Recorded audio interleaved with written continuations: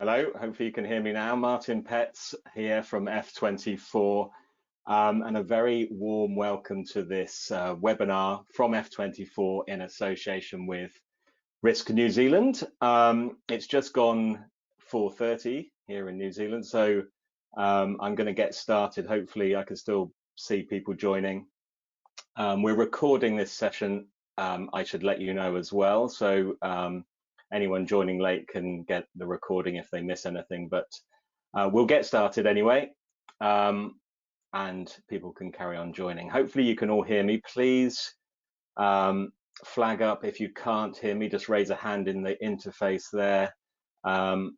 Perhaps there's not that many. We're looking at, we're about 8-9 people so far on the webinar, so if you've got any questions during the webinar, please raise your hand or put a question into the question section on the GoToWebinar interface, please. Feel free to ask questions throughout. This, as I say, is a webinar in association with Risk New Zealand. David Turner couldn't be with us today, unfortunately, so I'm by myself. So if I go quiet, it's because I'm either reading a question on the interface or I'm trying to figure something out with what I'm doing, but hopefully everyone can hear me loud and clear. So the webinar today is entitled How to Overcome the Chaos Caused by Any Crisis. And like I say, it's please ask questions throughout, but it's also, we're planning on doing a face-to-face workshop after this webinar, as a second step in this series. So we'll actually tell you a little bit more about that later, but we'll also email you to give you more information on that workshop, which is potentially going to be in Wellington. So we'll get started. So I'm well, actually agenda. Let's just go over a couple of things we're going to cover today. So first of all, a little bit of an introduction for those that don't know F24. Then we're going to talk about the cost of a crisis. We'll also talk about the kind of general chaotic nature of a crisis. And then we'll also talk about the kind of the core of this webinar is how to reduce the chaos of a crisis situation. So we'll talk about a couple of things to do with that. And then we'll talk a little bit more about the workshop at the end. I'm hoping to get this all done in about 45 minutes, so there's a little bit of time for questions at the end. But like I say, please feel free to ask questions as we go through as well.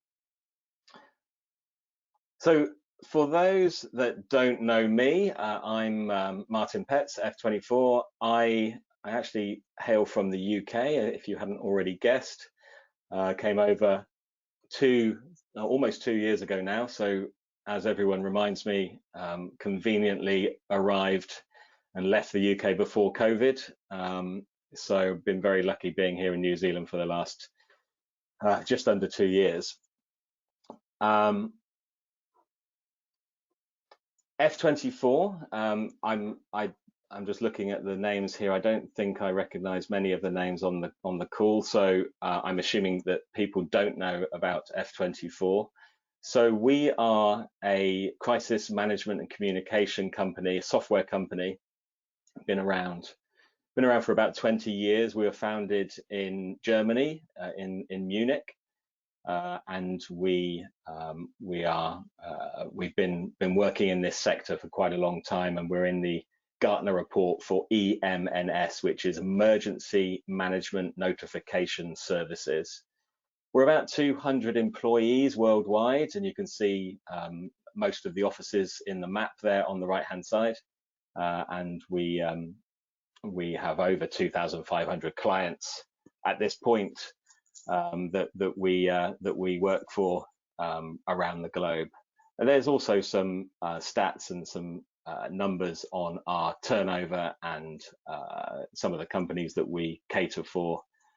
Primarily in Europe, but obviously now we've branched out over the last 2 years into Asia Pacific and primarily Australasia, so obviously Australia and New Zealand. Mostly Australia and New Zealand because there's been a very limited travel obviously in the last couple of years. So I'm doing this call from home. So at any point we could have children bursting into my office, my little cupboard office that you can probably see behind me.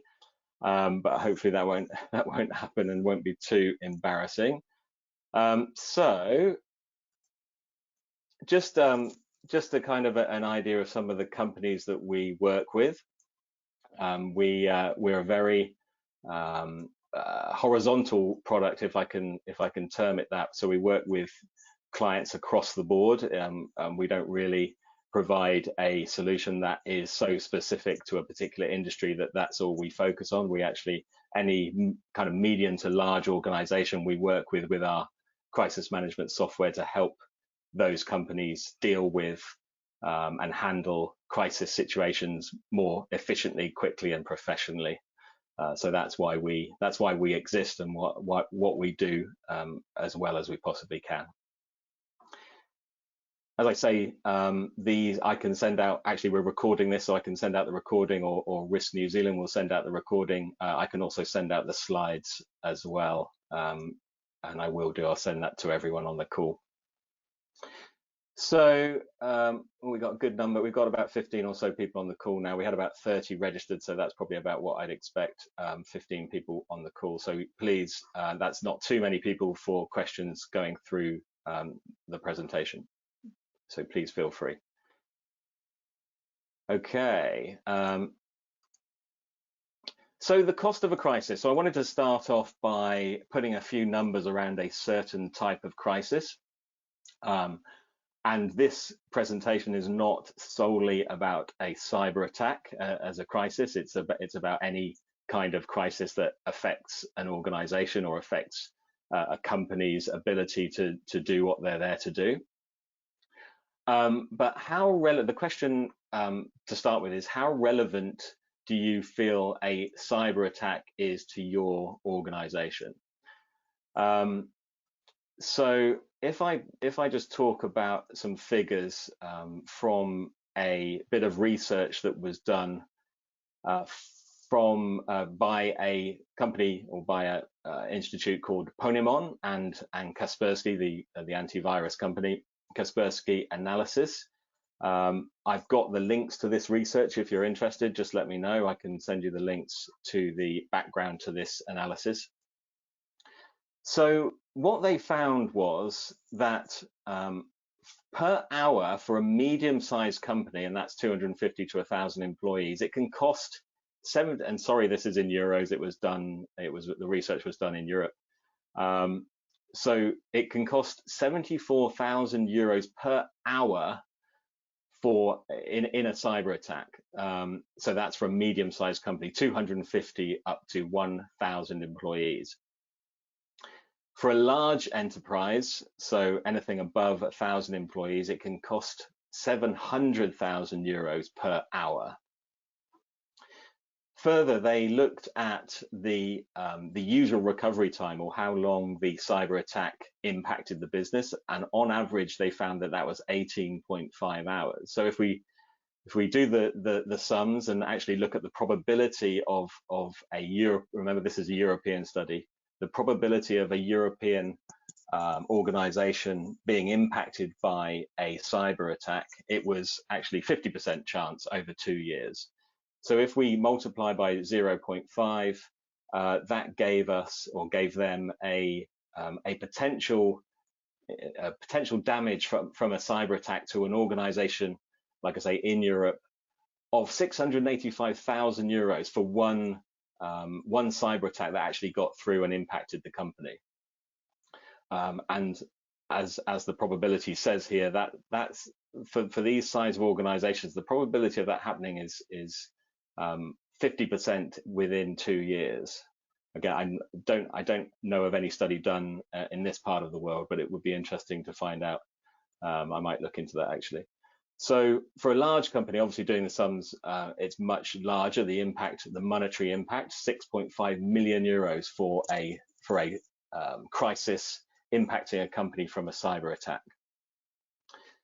So let's kind of keep on kind of taking that story further.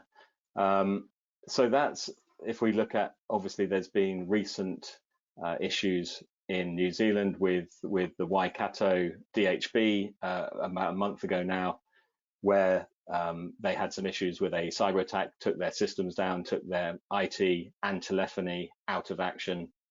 And it would be interesting to see whether there's any analysis done on the impact monetarily, or on reputation, or on danger to life, whether that's staff or patients for that DHB. But it just goes to show that these kind of crises can really impact an organization, and it doesn't have to just be monetarily. It could be reputational damage, or danger to staff. So these things are worth thinking about, and also, it doesn't have to be a monetary calculation. It could be a different calculation on the impact.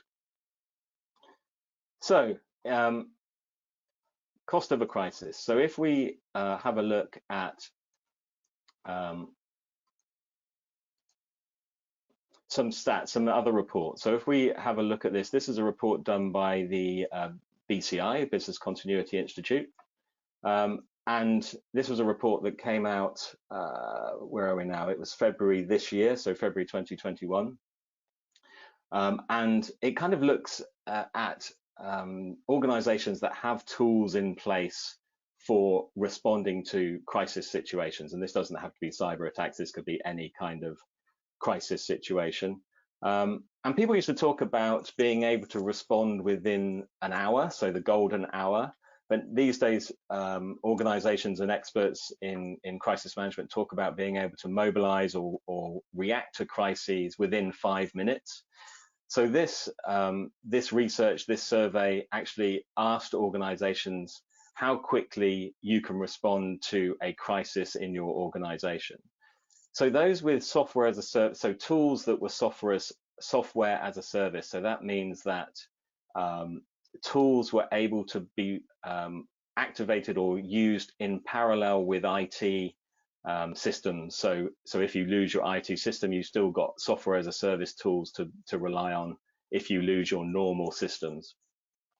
So 54.1% of organizations using software as a service tools to react to crisis situations were able to mobilize to respond to a crisis situation within 5 minutes.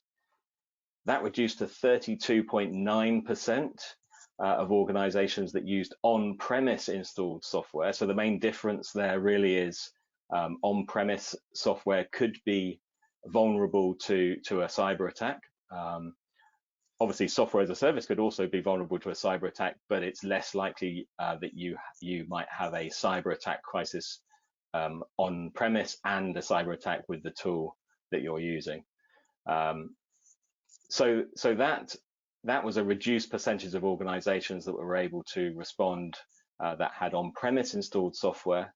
And then organizations that did not have any emergency communication software or emergency management software whatsoever, only 21.3% were able to respond or to mobilize within 5 minutes. So let's talk about the chaotic nature of a crisis. A crisis can happen to any organization at any time and anywhere. But you as an organization, or you as an individual in a key role within an organization, can influence the impact of that crisis. A little bit of pre-planning, being structured and organized can really help you cut through the chaos. So let's look at a specific crisis scenario now. The chaotic nature of a crisis. So let's talk briefly about the natural chaos that can erupt as part of a crisis situation. A crisis, like I say, is really chaotic by nature, and that's obviously due to unexpected events, sudden and irregular changes of things happening. And time really is a key factor in gaining control and successfully managing a crisis. Organizations really talk now about owning a crisis and returning to business as usual as quickly as possible. obviously returning to business as usual as quickly as possible means less impact on the business, on the bottom line, on the reputation of the business or the organization. So I want you to think about how long it may take your company to gain control of an incident. So still talking about a cyber attack incident, imagine if a cyber attack hits your organization. It could be caused, as I'm sure there's experts on the call here, this could be caused by an employee mistakenly opening an email that's phishing for credentials, or phishing to get people to click on a link to install malware, whatever it might be, which results in the IT system being infected with a virus. These emails are becoming more and more sophisticated now. They look more and more like a real email from potentially a colleague or from an external partner, whoever it may be. And they're getting much more easy, or the potential of somebody within your organization clicking on an email like that is getting higher. So as part of that attack, that cyber attack, you may need to shut down your IT infrastructure to minimize the spread of a virus, or to just minimize the impact of that cyber attack. Or the cyber attack itself may take down your IT infrastructure and potentially your telephony. So your normal, let's call it your business communication, may be lost. So your normal, let's say your normal communication channels are then down. So your day-to-day methods of communication, both internally and externally, are no longer operational. So obviously this will certainly cause an immediate impact on your ability to provide your goods and services, or your service to your partners, to your clients. And it can impact your organization or impact your business potentially severely. It can also, of course, like I've mentioned, impact your ability to communicate, collaborate, and mobilize and respond to the crisis situation. So as a consequence, every passing minute can increase the potential negative impact on the company's reputation. So how do you alert the crisis team, or have a think about how would you alert the crisis team without email, without internal telephone, without landlines? How would you mobilize a response? How do you warn staff? So if you need to, for example, stop the spread of a cyber attack, of a suspicious email, and stop that spreading within an organization, how do you get that message very quickly to your staff to not use their email, or to not click on an email from a specific person or entity? How do you make sure that you have the latest information to communicate to staff? As I'm sure most of you know, having accurate, up-to-date information is crucial in making decisions on what to do next in a crisis situation. So how do you know who's been informed, or if the status of a certain task or action has changed? How can you coordinate the responsibilities of different departments? Is customer data at risk? Who informs the customer, if so, and when does that happen? And how do you keep your employees informed and updated? So have a think about those kinds of things. So how do you handle, or how could we handle a cyber attack without your company's IT infrastructure? So if you lost your company's or your organization's IT infrastructure, or you had to take it down because there was an issue, cyber attack or IT issue, let's look at that in a little bit more detail. So some of the typical challenges on how we handle a cyber attack or IT issue, the main challenges. So how do, and we kind of mentioned it just now, but how do you inform your employees about the danger and the IT shutdown? So you'll need to inform your employees what's happening. Will you be able to do this whilst your IT infrastructure is shut down, like we said? And to do this, you need an independent communications channel. So something outside, running in parallel to your normal business communications. You need something else running outside of that, outside of the walls of your organization, that is not affected and not linked to your IT infrastructure. So an independent communications channel that's not reliant on your own IT systems. Also, that system should be updated with your latest staff contact information, so you can quickly and easily make contact with your staff if you need to. How can you make sure that you have reached every employee? So without an automated solution, it's really impossible to have a manual call cascade, just because that would take a long time, let alone trying to have a manual call cascade when you can't get into your IT system to find contact information. So how can you make sure that everyone is informed? So also having a two-way communication system, so you know that people have received your message, is key in this position as well. How do you coordinate tasks between different departments and keep crisis team members informed of the latest status at all times? So for a cyber attack and other crisis situations, it's usually not just one department that's impacted or needs to respond or needs to be mobilized, as well as IT, for example. It could be HR if staff are in danger, for example. It could be the board if they need to communicate with the TV or the radio or any other media to update on what's happening. So you need to work with lots of different departments and teams, but how can you coordinate with them and collaborate with them if your normal business communication systems are down? So how do you make sure that everyone takes the necessary steps, and how do you make sure that everyone knows their responsibilities and knows what they should be doing? Kids are home, if you can hear them. Anyway, how can you ensure that communication is smart and easy for everyone to use?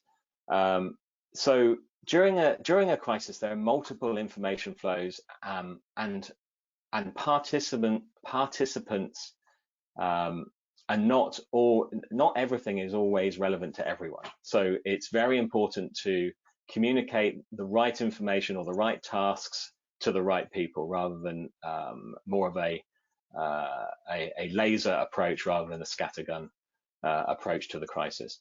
Remember, the key here is to keep things very clear and keep away from and try and minimize chaos in a crisis situation. So if we look at the solutions now to some of these, so first of all, so looking at how do we inform employees. So like we've talked about, have an external software as a service based communication solution. So software as a service, meaning that it's separate from your IT system. It's not linked, but it's quickly accessible from anywhere. So for example, if you need to evacuate a location, evacuate an office, you could still access that communication collaboration tool from a laptop in a cafe, for example. How can you make sure that you have reached every employee? Like I said, it's kind of having multiple modes of communication. So that could potentially be email, text message, voice call, even pager, fax if necessary, but it's smartphone app. It's having multiple channels of communication. So if you've lost a channel, let's say your email's not working, then you can still communicate with a voice call to a mobile device, for example. If that's not working, you could still maybe send data over cell networks, and you can still communicate via smartphone app. So it's having that redundancy, that multi-channel redundancy. Then how do we coordinate tasks? So having a lot of companies, a lot of organizations will run crisis management from a physical room. So So why not have a digital online crisis management room for responding staff to use, and they can access that from anywhere at any time.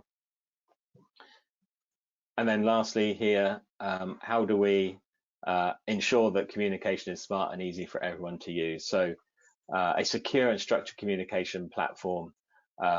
So even though it's a solution that's divorced from your IT systems, it's separate, it can still be secure and structured, and it can communicate very quickly and efficiently, because contact information is already in there pre-configured and it's ready to go to talk to the people you need to talk to resolve that crisis. We can liken the situation to a mountain of chaos. So the idea here really is to get on top of this mountain of chaos, so that you get an overview of everything that's going on. So how do you manage justify the administration overhead of maintaining a parallel system? So that could be a couple of questions there. So maintaining it can be quite low overhead in terms of making sure, so for example, making sure contact information is up to date. That can potentially be done automatically from an HR system. So if an organization has an HR system in place where contact information for staff is kept up to date, then that can be linked with an external crisis communication system, crisis management system, so that that is ready to go with the latest contact information from the HR system. So I don't know if that's where that question is angling. So this is kind of the core of the presentation. Thanks, Monique. So tracking information through changing circumstances is really one of the key challenges when you're managing a crisis. So like I said before, it's not just cyber attacks that can impact a business. So whether it could be a fire, a pandemic, as obviously we've all got used to over the last year and a half, or any other kind of incident. But to handle crisis situations, professionally, you really need to do several things well, and that is, you need to alert teams and employees efficiently. You need to communicate easily and securely. You need to manage and monitor tasks and events in a structured manner. So that's telling people what they need to do, or at least those people knowing what they need to do by getting a task at the right time, or a list of actions they need to perform that correspond to a certain crisis scenario. And then lastly, you normally would need to document everything so that you can audit and potentially have a record of how you performed in your last rehearsal or your last crisis situation, so that you can look at it and make improvements, or look at it and see what went well last time and repeat if it did go well. Or you may even need evidence in a court case or in a post-mortem exercise. So we'll have a little bit more of a look at communication and managing and monitoring tasks.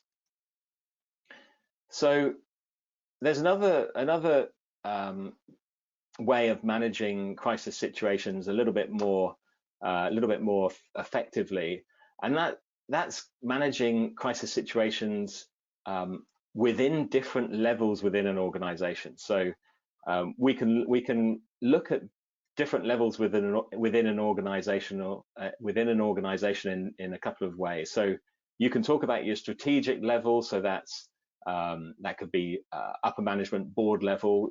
You have your tactical level, which usually is the level that looks after a crisis situation, not always, but it is potentially the crisis management level, and then the operational level. So maybe the emergency response on site that are actually looking after people, first helping people with first aid, whatever it might be, depending on the crisis.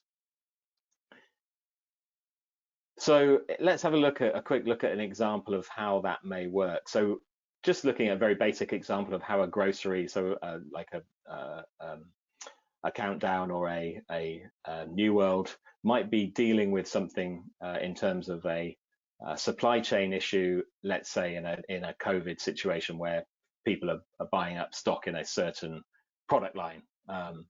So pasta, I think, was one that we ran out of in first lockdown. But anyway, so in this kind of situation, the headquarters or the management team all they may be interested is what's going on and just tell us if something changes. So they're kind of focused on that area. So they just want to know what's going on, so they can tell the media if they need to, or they can report to shareholders or whatever it might be. That they just need to know what's going on in this situation. The regional management, so let's say the management in Wellington might want to know is whether they need to increase the order volumes of that certain product, or whether they need to go to alternative suppliers to get more of that product into the grocery store. At the actual grocery store, so the local New World, they may need to actually track the stock more closely, so that they can report up to regional management more frequently per day, for if they need more pasta to be ordered. So not the most realistic example, but it just shows, it kind of just illustrates quite nicely how different levels within an organization potentially need to know different information or need to respond in a different way to the same crisis. So, like I say, every team level and keeping the crisis clear for different levels of the organization is key. That is how we're cutting through the chaos, particularly in different levels within the organization. So every team level only has the information that they need to do what they need to do. Less information for specific levels increases clarity. So they're only seeing what they need to see. They're not being confused by extra information that they don't need. Flexibility. So if we need to suddenly send some information that the tactical level have up to the strategic level, like say perhaps for a media interview or whatever it might be, then that can happen very quickly and easily, and flexibility is key to be able to do that. So successful communication during a crisis with integrated collaboration tools. So collaborating and communicating in a crisis really is key. So tools can do this. Tools can do this in a number of different ways, but having a chat room, a collaboration room, is kind of what people are used to these days, to be able to chat online. There can be drawbacks from social media tools. I can go into another time, but there are some obvious advantages of having tools that are designed for crisis management, for crisis collaboration. So chatting in a secure crisis management collaboration room here is key, is good. But what we can do in tools that are designed to do this is we can categorize the kind of conversation or the kind of information that we're putting into the collaboration tool. So for example, in this example, we can label, or we can categorize each chat for different types of information. So it could be a decision made, it could be an action taken, or it could be important information. And that's very important if you're then looking back. A crisis manager is going and looking for important information to make a decision, then they can click on important information in the chat room or in the log in the tool, and they can quickly get important information out about what's going on. Equally, if they want to see all the decisions that have been made or actions taken, they can filter on those and quickly get that information without having to search through every single chat that's coming through in the chat room or in the log. So everything is automatically logged that is going through this tool as well. Equally, all members, you can see very quickly and easily all members that are in the chat room and whether they're available or unavailable. So that's also key for getting people to do stuff. And then you can open chat rooms and have chat rooms specifically for each incident, or even for each team, or for each location, for example. So you can have those chat rooms separated, keeping the clarity and reducing the chaos by having that structure in your collaboration, in your crisis management. Further, you can also potentially have pre-configured, pre-set up actions that are checklists or recommendations of what to do in a certain scenario. So when a certain crisis situation happens, duty cards or action cards, organizations have different terms for these tools, but predefined lists that have come from your business continuity plan or your crisis management plan, your emergency management plan, can be pre-configured and pre-set up, ready for planned for scenarios to occur, and different task lists, checklists for different roles within the organization are automatically called up, giving direction and giving checklists for different roles so that they can make sure that the key response is done in a very orderly and organized way.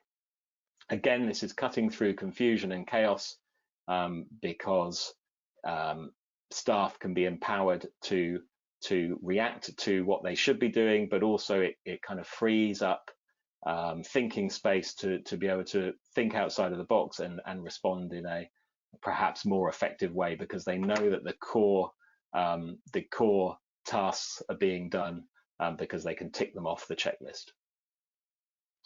Okay, so it really does keep an overview and follow up of the status and performance of every action.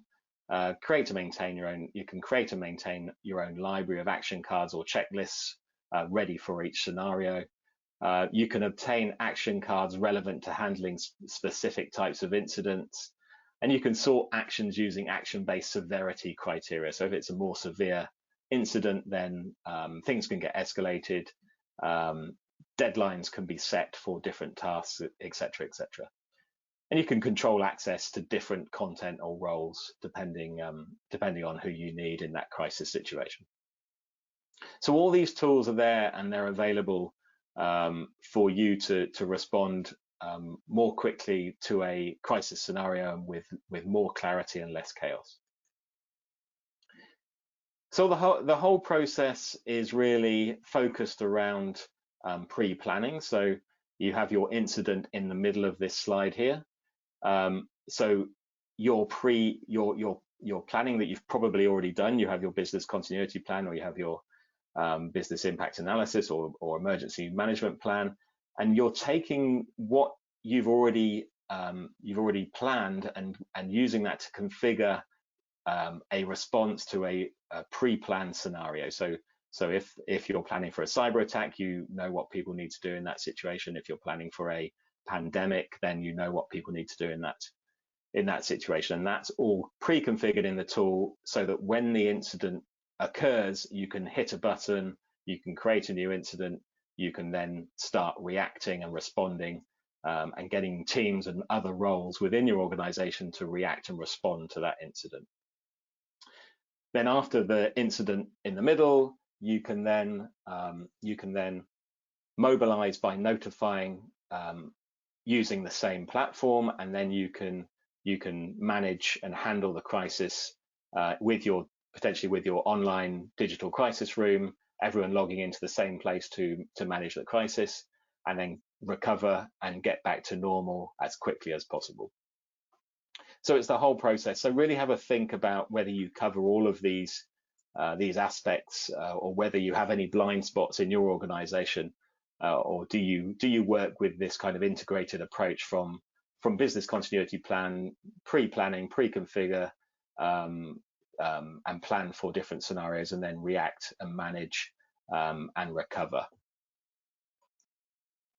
So that's kind of the core of the presentation. I just wanted to talk a little bit more about the workshop in Wellington. So what we're planning to do is really have we can go over these slides again if you want to, so you can see all of them, but we'll really be kind of running some rehearsals, some real or potential situations, and get some of these tools out and get them working and run through, get people hands-on using these tools, and just giving the experience to see whether you could potentially improve the way you react and respond to a crisis situation by potentially automating, semi-automating your response, giving actions and task lists to the correct roles within your organization.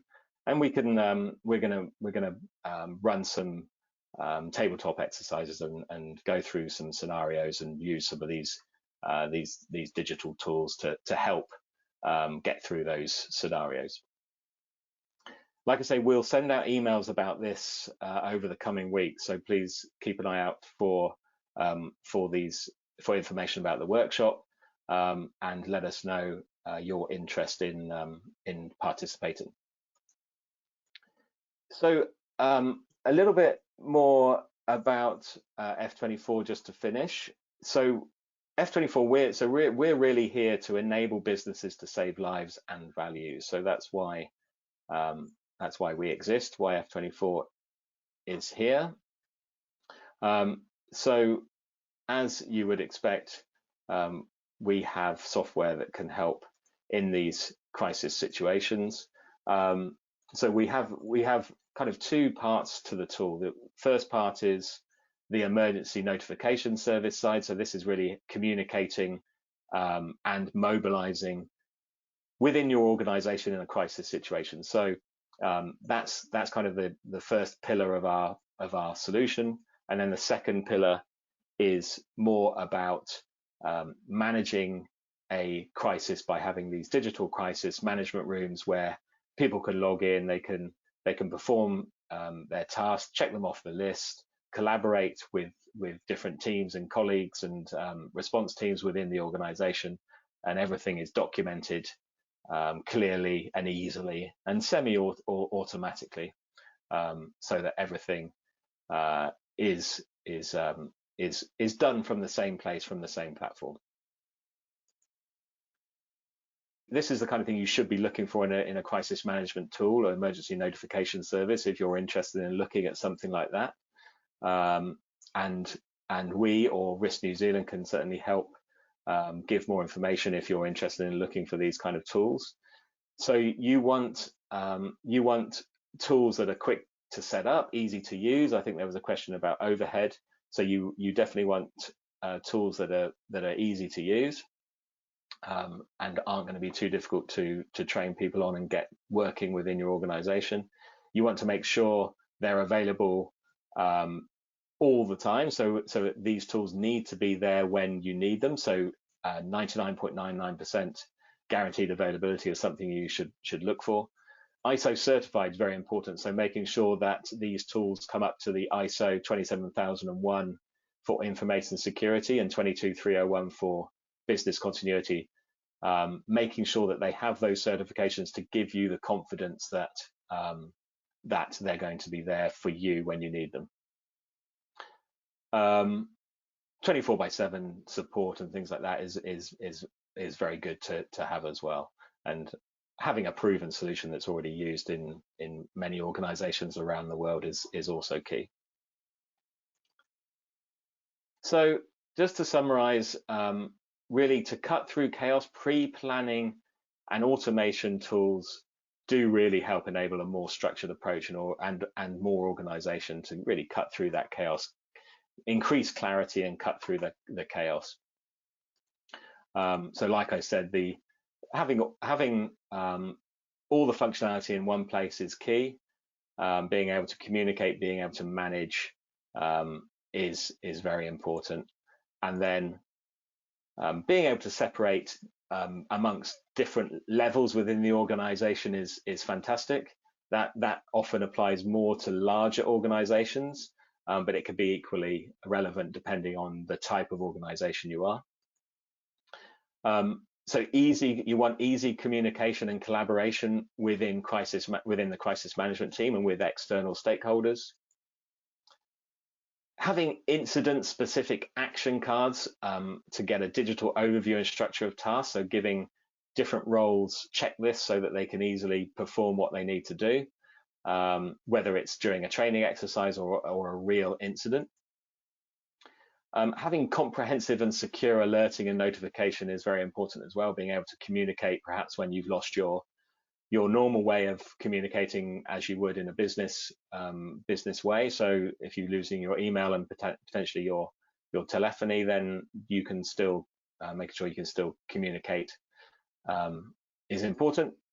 And then, like I say, having functionality in one place so that you're only needing to go and look and manage in one place is also very important to cut down on the chaos. You don't need to be looking in several different apps, several different places, online and offline. Just makes things more confusing. So I'll leave it there. We've still got 4 minutes left, so please do raise your hand or let me know if you have any questions. But thank you very much for attending. Please feel free to contact me. My contact information is up on the screen now, and do feel free to contact me if you have more or need any more information or have any other questions.